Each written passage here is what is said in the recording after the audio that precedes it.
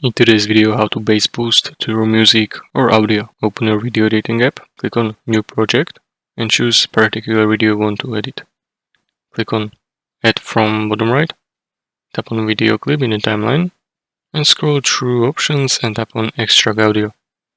You will see that audio has been extracted and placed on your audio track. If you want to add an extra audio track, go to Sounds option and choose audio file you want to use and click on plus button to edit. Split and adjust audio to match length of your video if necessary. Tap on audio track, scroll down and click on copy to duplicate audio.